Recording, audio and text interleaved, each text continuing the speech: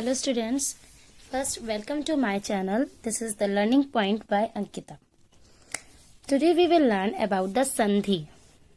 Sandhi means connection. कैसे संधि होती है means कैसे जुड़ते हैं. नॉर्मली हिंदी के इस संधि में हमें दिक्कत आती है, तो आज हम पढ़ेंगे संधि के बारे में. So today's topic is संधि. तो संधि हमारी, पहले संधि होती क्या है. संधि मीन्स जोड़ना, किसी शब्दों को, दो शब्दों को आपस में जोड़ना, दैट इज कॉल्ड संधि. उसे हम संधि कहते हैं. संधि हमारी तीन प्रकार की होती है. पहली स्वर संधि, व्यंजन संधि, फिर तीसरी आती है विसर्ग संधि. स्वर संधि, क्योंकि आपको भी पता है कि वर्णमाला में वर्णमाला को जो है डिवाइड किया गया है, एक स्वर में और दूसरा व्यंजन में. यानी जब हम स्वर की सहायता से संधि करेंगे तो उसे हम कहेंगे स्वर संधि.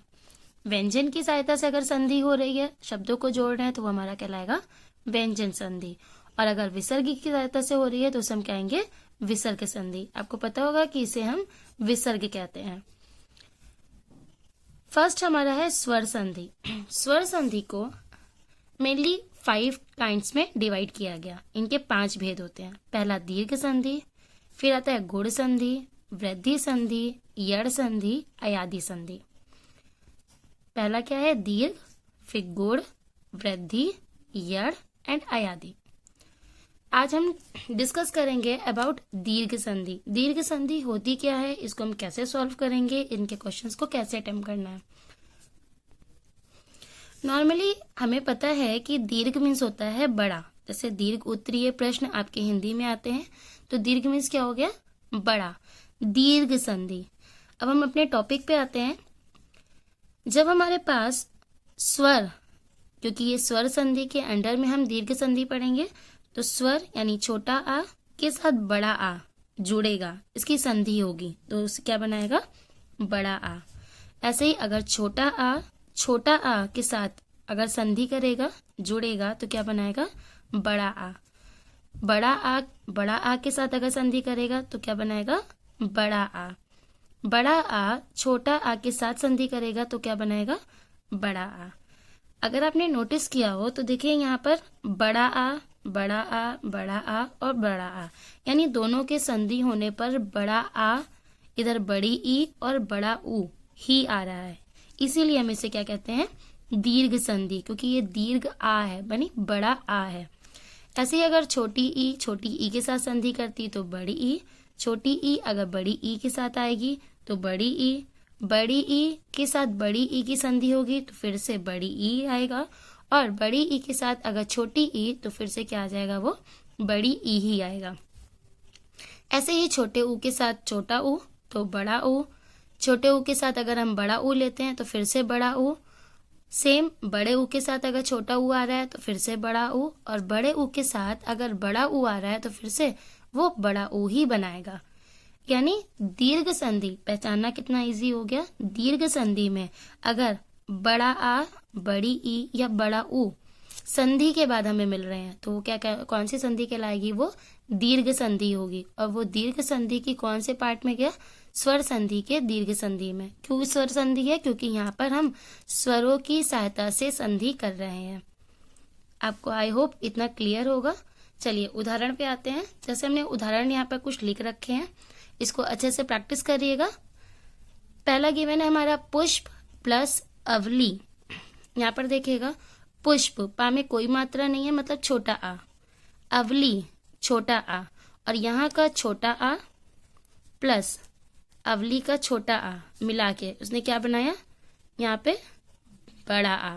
यानी पुष्प प्लस अवली is equal to Pushpavali.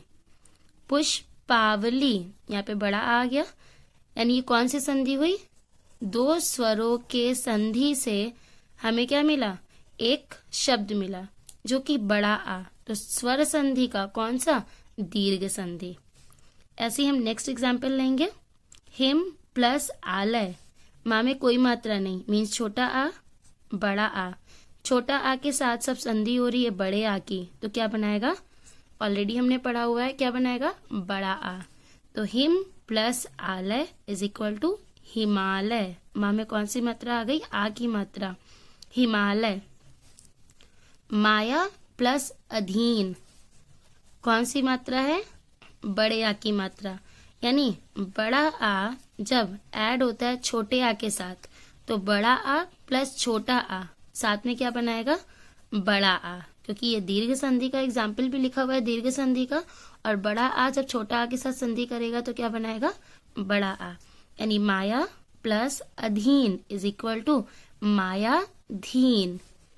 Vidya plus आलय, चलिए जल्दी से इसका आंसर दीजिएगा।